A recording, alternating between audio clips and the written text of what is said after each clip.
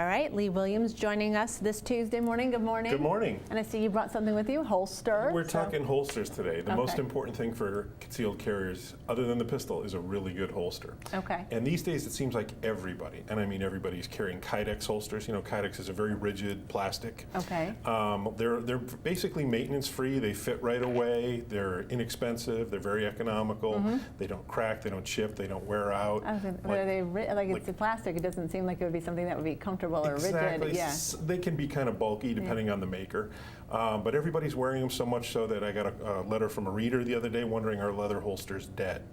Well, I've carried leather holsters for decades, and I can assure you they're still in use. They're not dead. I got this beautiful holster from Craft Holsters. It's made by Felco.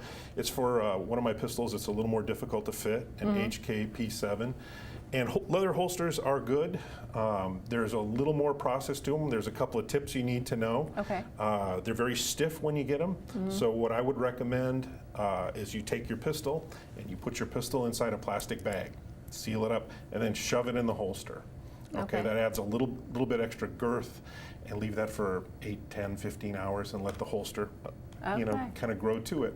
Another thing you need to realize is, especially in Florida, it can be affected by the elements, especially the humidity. Yeah. So you have to check them. You have to make sure there's no fungus among us growing on it. But the big thing is, don't ever use any type of dressing on it. No leather dressing. Okay, I was just going to say, do you have to treat it? No. Okay, so that's a be no-no. very careful okay, what you use. The mink oil will soften them up, and the gun will slide out. Oh gosh. Okay. Yeah. Yeah, so never want to do that. not a good thing. Picking Okay. up guns is not a good thing. No. Falling guns is even worse. So yeah, they're very good. This is, like I said, from Craft Holsters. It's very inexpensive, very well made, nice stitching. Look at the stitching if you're going to look for one. Look for a fine grain leather, a good leather holster. It's kind of hard to beat. Like a pair of shoes. You know, you got to break in a pair of shoes. That's true. It's very true. Break in a leather holster. And again, some may want security. If we do ever get open carry, you're going to want something other than this, because this relies on friction of the holster to hold the gun in. Okay. For law enforcement officers or anybody in a state that has open carry, you're going to want some kind of retention on the device. But yeah, leather holsters are there. This is a great one. Very comfy. What's the price of something like that? That's about $60. Okay, so that's. It runs about the same price as Kydex.